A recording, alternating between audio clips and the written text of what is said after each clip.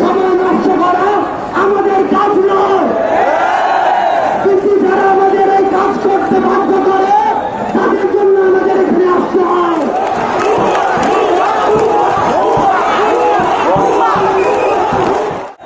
গতকালকে একজন বলছে আমরা নাকি শাহবাগে 1 ঘন্টার জন্য অপরাধ করে মানুষের ভোগান্তি করেছি, কিন্তু তারা জানে না যে পুরো বাংলাদেশের ছাত্র সমাজের নির্যাতন বন্ধ হওয়ার উপক্রম হয়েছে।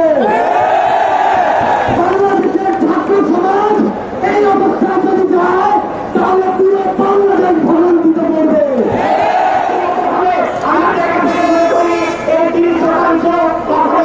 আমাদের সকলের জন্য যৌক্তিক হতে পারে না।